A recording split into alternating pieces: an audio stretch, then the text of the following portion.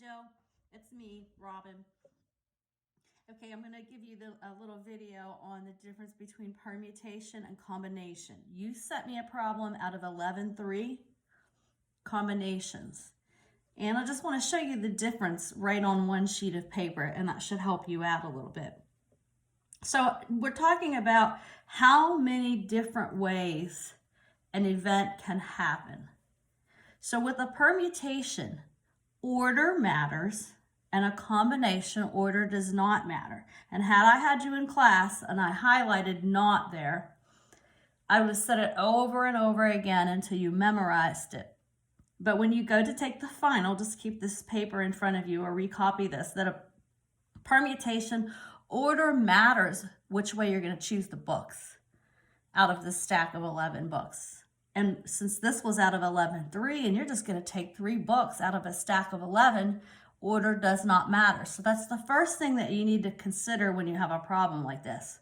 There might even be a question on the final that says or asks you, just gives you the word problem and doesn't even ask you to figure it out, but say or mark whether it's a permutation or combination. Okay, so let's go over your example first. How many different ways can I pick 3 books from a stack of 11? So just imagine 11 books thrown on a table. You probably have them there with your little children that you watch. So you have 11 books and a child, or you would like to pick 3 books. And it doesn't matter what order. You're just going to take 3 books from a stack of 11. That is a combination.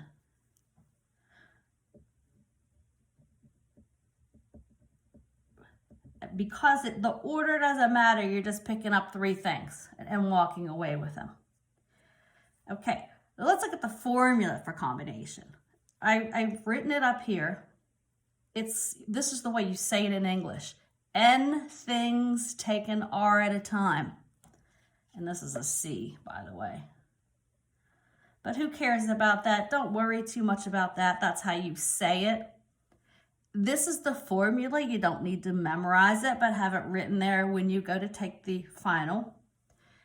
N factorial over N minus R, and there's parentheses around that, factorial, times R factorial.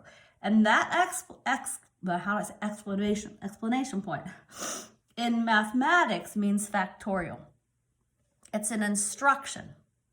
And all it means is if you have 5 factorial, it's telling you 5 times 4 times 3 times 2 times 1. It's an instruction. Just like if you take the square root of 6 or the square root of 9, that's telling you to take the calculator and put the square root of 9 in. It's an instruction. So this is a factorial symbol, and all it means is to multiply the number times 1 minus the number times 1 minus the number all the way down till you get to 1. Okay, so we have combination here because we're just grabbing 3 books, no order. The formula, N factorial over N minus R factorial, R factorial. Something else that may help you with this is that the larger number goes in front, that's N, and the smaller number, the things you're choosing out, is R. So we need to establish first whether it's a combination or permutation, and second, oops, I hope I didn't move this. Second, what is N and what is R? All right, so combination, order doesn't matter. You're taking 3 books out. You're not stacking them on a shelf. If you were stacking them on a shelf, then order would matter. Second thing, what is N and what is R? N is always the larger number. How many is in the group that you're choosing from? Okay, let's go down here and skip to the second one too and just do them both at the same time. How many different ways can I pick a president, vice president, and secretary from a group of 11 people? Their order matters. I'm not just taking 3 of you out of the class and saying, let's go downtown for some coffee. I'm saying I need a number 1 person, a number 2 person, and a number 3 person. Order matters. Permutation.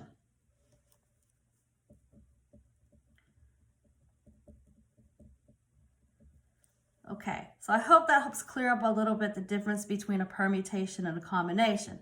Now, the formula for permutation, I've already written it up here. It's said in English, n things take an r at a time. The formula is n factorial divided by n minus r factorial. And we're going to do the math. And remember, factorial is just an instruction. It's just telling you to do something to a number. Okay, so now I hope that clears up the difference between combination and permutation. Order doesn't matter. I'm just taking 3 books out of 11. I have the formula written here. N is always the larger number, as down here as well. Even though the formula is different, N is the group. How many things are laying there on the table or sitting in the classroom that you're going to choose from. And then R is how many things you're going to choose out of that group. All right, now we just plug in some numbers. Okay, 11 things taken 3 at a time with combination is n factorial. In this case, n is 11 and r is 3. Once you've determined that, you just plug the numbers in here, the formula. So I have n factorial divided by, then parentheses, n minus r, parenthesis, factorial, times 3 factorial. I find most students have trouble from here on out. Once you trouble at the beginning trying to figure out if it's permutation or combination, but once that gets taken care of, the mathematics seems to sometimes confuse some students. And it's understandable because it does look a bit goofy, doesn't it? So let's see if I can help you clear this up. 11 factorial is just 11 times 10 times 9 times 8 times 7 times 6, la la la la, all the way down. All right, it's a small number, so I'm going to go ahead and write it out for you here. I'm sorry if my hand's in the way. I'll move it in a second. Okay. That's 11 factorial. 11 times 10 times 9 times 8 times 7 times 6 times 5 times 4 times 3 times 2 times 1. And by the way, there is a 0 factorial. If you put 0 factorial, it's a little rule you probably learned in the previous section. 0 factorial just equals 1. Mathematicians needed to make up a value for 0 factorial. All right, so we have 11 factorial, the divide sign. Now 11 minus 3 is 8. This is 8. So we really have 8 factorial times 3 factorial. Okay, now sometimes some of these students like this and some don't. I need to write 8 times 7 times 6 times 5 times 4 times 3 all the way down, and I need to write 3 times 2 times 1 because that's what this instruction is telling me to do. But it makes life a lot easier. I can line that 8 up here. It's just the way you write it. You don't have to. All right, so I wrote that here. And you probably can foresee why I did, because I'm going to cancel all this stuff. And then times 3 factorial. So I kind of used I did use the commutative law of multiplication. I'm sorry, this camera, I can't keep it straight here. 3 factorial is 3 times 2 times 1. Okay, you didn't have to write it that way, but I did because watch how nice. The 8s cancel, the 7s cancel, the 6s cancel, and had you in class and had I had you in class and we've done a bunch of these, I would have started writing dot, dot, dots and went like this. Because they all go from 8 down. They all cancel. Then on your calculator, if you're really good with reducing this, 3 goes into 3 once and 3 goes into 9 3 times, you can do it that way, or you can just put the number in on your calculator. 11 times 10 times 9. So that's 90 times 11. 990. And 3 times 2 times 1 is 6. And so if you want to do that on your calculator, or so that you will make sure you don't make a mistake, 165. Okay. Now, the second one.